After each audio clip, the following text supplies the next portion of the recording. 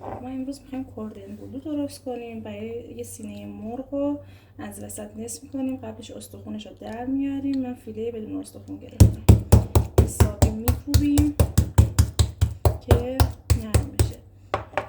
ادویه‌ای که من زدم، من ادویه تاکو زدم. شما میتونید فلفل سیاه و پاپریکا بزنید اگه نداشتید، طعمش عالی میکنه این. بعد پودر پیاز هم من زدم، از قبل پودر پیاز بهش زدم که اون بوی ذوقمیشو بگیره. یه مقدارم نمک بهش میزنیم. همین ادویه که گفتم به تخم مرغ و پودر سوخاریتون هم میزنیم. پودر سوخاری من پانچو رنگیه، رومال میکنیم کامل.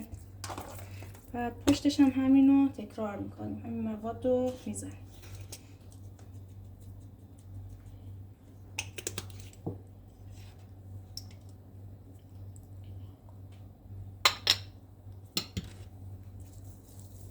بعد که پشت رو کلوش زدیم، میم داخلش رو از پنیر موزارلا پر میکنیم.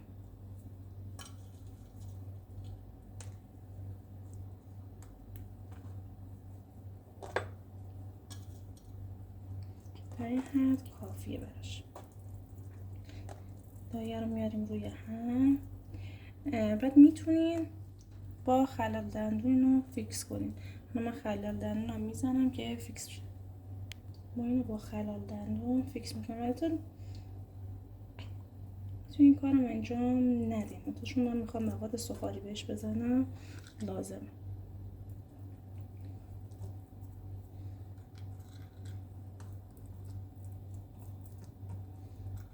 در آخر بعد از اینکه کارمون تموم شده ما در میاریم. خب ما به تخم مرغ، 3 تا تخم مرغ من اینجوری میخوام 3 تا فیله درست کنم. در ازای هر یه فیله یه تخم مرغ لازم داریم. گفتم پاپریکا، نمک و پودر پیاز بهش بزنید. حتما پودر پیاز رو بزنید که اون بوی ذوقمو نداشته باشه.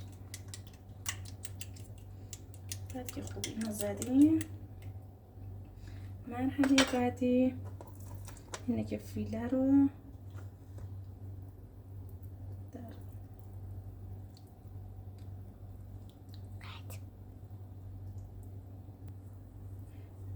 فیلمون رو داخل این میغلتونیم کاملا.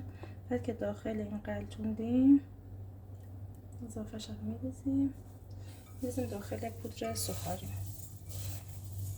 پودر سوخاری رو بهش اضافه میکنیم.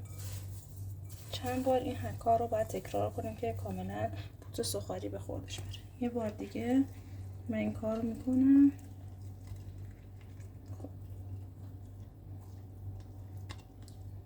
دوباره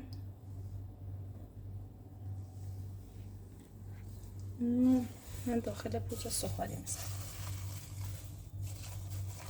خب همونطور که میبینید فیله ما به این شکل آماده است.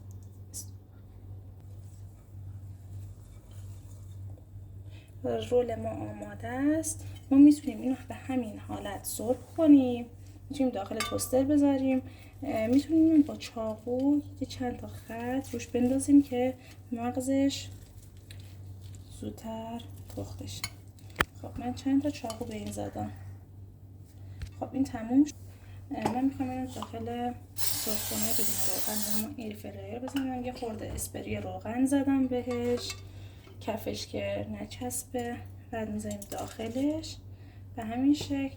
یک مقدار اسپری به سطحش میپاشیم. بعد از این داخل سرخ‌خونمون میذاریم.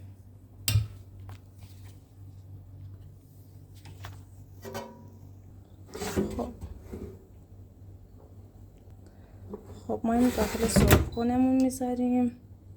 میریم روی منو، گزینه